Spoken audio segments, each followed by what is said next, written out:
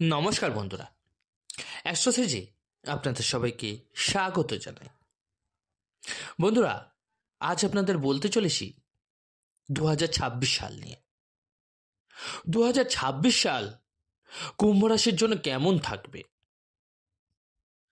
না, এটা তো অবশ্যই যে কেমন থাকবে শুধু বলবো না, সব কিছু খুব ডিটেলসে আপনাদের বুঝিয়ে বলবো। নেগেটিভ কি আছে, পজিটিভ কি আছে। দেখুন, এই বছরটা অর্থাৎ 2026 সাল 2 এবং 2 মিলিয়ে 4 হচ্ছে এবং 4+6 অর্থাৎ 10 কিন্তু এই বছরটা সূর্যের বছর হয়ে যাচ্ছে। 2026 সাল কিন্তু সূর্যকেই সমর্পিত। শাসনকারী গ্রহ হচ্ছেন সূর্য। এখন কি হতে চলেছে এই বছর আপনাদের জন্য? শনি কেমন থাকবে, রাহু কেমন থাকবে, কেতু, বৃহস্পতি, এসব বড় বড় গ্রহ আপনাদের কি দিতে চলেছে? 2026 সালে কি ধরনের বড় পরিবর্তন আসতে পারে, চলুন আজ খুব ডিটেলসে আপনাদের একটু বুঝিয়ে দেব। অবশ্যই ভিডিওর প্রতি কিন্তু একটু ফোকাস রাখবেন, একটু মন দিয়ে শুনতে থাকবেন, সব কিছু বুঝতে পারবেন। সব কিছু ডিটেলসে জানানোর আগে আপনাদের বলে রাখি, আজকের এই বিশ্লেষণটি জন্মরাশি চন্দ্ররাশির উপর ভিত্তি করে তৈরি করা। আপনারা যারা নিজেদের বাচ্চার প্রেডিকশন করাতে চাইছেন, জন্মকুণ্ডলী বিচার করাতে চাইছেন, তারা অবশ্যই আমার টেলিগ্রাম চ্যানেলে জয়েন করে নিতে পারেন। লিঙ্কটা ভিডিও ডেসক্রিপশানে দেওয়া থাকবে। এছাড়াও আপনারা চাইলে আমার সঙ্গে সরাসরি হোয়াটসঅ্যাপে যোগাযোগ করতে পারেন। হোয়াটসঅ্যাপ নাম্বারটাও এই ভিডিও ডেসক্রিপশানে দেওয়া থাকবে। তো চলুন তাহলে শুরু করি। কিন্তু শুরু করার আগে আপনাদের সবাইকে কিন্তু 2026 সালের অশেষ আন্তরিক শুভকামনা জানাই। ভালো থাকবেন, সুস্থ থাকবেন, পরিবারকে নিয়ে, সকলকে নিয়ে সুখে থাকুন, শান্তিতে থাকুন। চলুন শুরু করি তাহলে। আপনার কুম্ভ রাশি, আপনার প্রথম ঘরে রাহু আছে। জানুয়ারি 2026 চার্ট অনুযায়ী এটা বলছি। সপ্তম ঘরে কেতু আছেন, দ্বিতীয় ঘরে শনি আছেন, পঞ্চম ঘরে বৃহস্পতি, একাদশ ঘরে মঙ্গল, শুক্র, শনি, সূর্য বিরাজমান। চলুন সবকিছু তো বুঝিয়েই দেবো আপনাকে এক এক করে। আপনাদের রাশির স্বামী শনি আপনার দ্বিতীয় ঘরে, 7.5 2026-এও থাকবে। তৃতীয় পর্যায় চলছে, অর্থাৎ থার্ড ফেজ। শনি আপনার দ্বিতীয় ঘরে, থার্ড ফেজের শেষ হতে চলেছে, একেবারে শেষের দিকে। আর রাহু আপনার প্রথম ঘরে, 5ই ডিসেম্বর পর্যন্ত এখানেই থাকবেন। কেতুও 5ই ডিসেম্বর পর্যন্ত অর্থাৎ 2026 সালের এখানেই থাকবে। রাহু 2026 সালে আপনাদের খুবই দক্ষ করে তুলবে। একটা ব্যাপার আছে, রাহু যখন চন্দ্রের ওপর গোচর করে, এই 1 বছর রাহু এখানেই থাকবে। তারে তিনি কি করবেন না, আপনার মনকে কিন্তু অনেকটা ঠেলা দেবেন। এটা না, ওটা করো, তুমি কি করছো, এইসব নিয়ে কিন্তু রাহু প্রচণ্ড পরিমাণে আপনাকে এদিক ওদিক করাবে। রাহুর কাজই এটা, কিছু আলাদা করো, নতুন কিছু করো। কখনো কখনো আবার আপনাকে কিন্তু কনফিউজ করবে।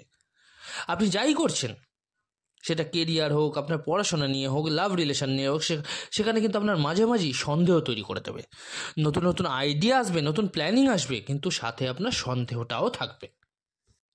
একটা জিনিস মাথায় রাখুন, আপনার মনে যে প্ল্যানিং আসছে, যে আইডিয়া আসছে, সেগুলো কিন্তু সঙ্গে সঙ্গে অ্যাকশান নিয়ে করে ফেলুন। কারণ সূর্য আপনার সপ্তম ঘরের অধিপতি এবং এই বছর সূর্যের বছর। কেন্দ্রের অধিপতি সূর্য। এই বছর পার্টনারশিপ নিয়ে অসাধারণ হবে আপনার। হ্যাঁ, এটা কিন্তু মাথায় রাখবেন, যদি লাইফ পার্টনারের অ্যাডভাইস নেন, সাজেশন নেন, তাহলে কিন্তু আপনার জন্য দারুণ লাভ দেবে। বৃহস্পতি আপনার পঞ্চম ঘরে, 2রা জুন ষষ্ঠ ঘরে ট্রানজিট করবেন। সেটাও কিন্তু মার্গী হয় পুরো 12 বছর পর। যারা আইনি সমস্যা, কোর্ট কাচারি বা শত্রুদের কারণে সমস্যায় ছিলেন, জুনের 2 তারিখ এরপর কিন্তু আপনি মুক্তি পাবেন। এখন ছাত্রছাত্রীরা আপনারা কিন্তু একটু মন দিয়ে শুনুন। আপনাদের পঞ্চম অধিপতি হচ্ছে আপনার বুধ। জানুয়ারি ফেব্রুয়ারি বাদ দিলে ফেব্রুয়ারির পরে আপনারা পড়াশোনার সম্রাট হয়ে যাবেন। পড়াশোনা নিয়ে কোনো চিন্তা থাকবে না, পড়াশোনা খুব ভালো যাবে। জানুয়ারি ফেব্রুয়ারিটা একটু বুঝে চলুন, তারপর এগিয়ে যান, শুধু এগিয়ে যান। পড়াশোনা নিয়ে যদি বড় কিছু করতে চান করে ফেলবেন। গভর্নমেন্ট এক্সামের জন্য সবচেয়ে ভালো সময় হচ্ছে মিডল মার্চ, অর্থাৎ মার্চের মিডল সময়টার পর। আর সবচেয়ে ভালো তখন এই কারণেই যখন সূর্য কিন্তু আপনার রাশিতে তৃতীয় ঘরে উচ্চ থাকবে, সাহস থাকবে আবার আপনার মধ্যে, পরাক্রম থাকবে, শক্তি থাকবে, সব বাড়বে আপনার। 14ই এপ্রিল থেকে মিড সেপ্টেম্বর পর্যন্ত এই সময় ছাত্র বা যারা জব মধ্যে পড়ছেন, জব নেওয়ার জন্য চেষ্টা করছেন, তাদের জন্য কিন্তু খুবই স্বর্ণালী সময় কাটবে। গভর্নমেন্টে ব্যাংকিং, টিচিং, এসএসসি যা করতে চান করুন, এই সময় কিন্তু আপনার জন্য সাফল্য বাঁধা। চলুন এবার আপনার একটু ম্যারেড লাইফ নিয়ে কথা বলি, কারণ এখানে কিন্তু কিছু বিষয় দেখা যাচ্ছে। সপ্তম ঘরে কেতু আছে, ডিসেম্বর 5 পর্যন্ত থাকবে। কেতু বিচ্ছিন্নতার গ্রহ, অতৃপ্তর গ্রহ, তাই বিবাহিত জীবনে সামান্য হলেও অসন্তোষ, অস্থিরতা, মতভেদ হতে পারে। এই বছর ম্যারিড লাইফ কিন্তু খুব ভালোও না, খুব খারাপও না, কিন্তু অ্যাডজাস্টমেন্ট জরুরি। তা নাহলেই কিন্তু আপনাদের টানাপোড়েন বাড়বে, তো একটু অ্যাডজাস্টমেন্ট করতে হবে। তবে লাভ রিলেশন দারুণ আছে, বৃহস্পতি পঞ্চমে ভালো ফল দেবে। যদি ভুলও হয় স্বীকার করতে হবে। ছোটোখাটো সন্দেহ বাদে প্রেম জীবন আপনার খুব ভালো কাটবে। তবে জুলাই থেকে মিডল সেপ্টেম্বর পর্যন্ত ভুল বোঝাবুঝির একটা সম্ভাবনা দেখা যাচ্ছে, সেই বিষয়ে একটু সাবধান থাকবেন। এবার আসি ভাগ্য, লাক এবং কর্ম আর কেরিয়ার নিয়ে। ভাগ্য খুব গুরুত্বপূর্ণ, জন্মকুণ্ডলিতেও এবং ট্রানজিটেও। ভাগ্য দুর্বল হলে পরিশ্রম করেও কিন্তু ফল কম মেলে। আপনার নবম অধিপতি শুক্র, তিনি একাদশ ঘরে, বৃহস্পতি দশম ঘরকে দেখছেন, রাহু দৃষ্টি আছে কিন্তু শনি নেই। 2026 সালে আপনার ভাগ্য কিন্তু 65 থেকে 75% আপনার পাশে থাকবেই থাকবে। কেরিয়ারে বিশেষ ভালো দেখা যাচ্ছে। দেখুন কিছু টাইম ফ্রেম আমি বলে দিচ্ছি। 16ই জানুয়ারি থেকে 24শে ফেব্রুয়ারি বিদেশি যোগ থাকবে, এমএনসি জব পেতে পারেন, দায়িত্ব এবং ভালো গেইন হবে। 24শে ফেব্রুয়ারি থেকে 3রা এপ্রিল আপনি কিন্তু সব কিছু একটা নিয়ন্ত্রণ করতে চেষ্টা করবেন।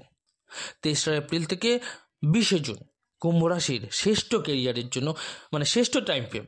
এই সময়টায় কুম্ভ রাশির ব্যক্তিদের জন্য খুব ভালো অপরচুনিটি থাকবে কেরিয়ার ওপরের দিকে ওঠার, এমনকি মিড সেপ্টেম্বর পর্যন্ত ভালো ফল পাবেন।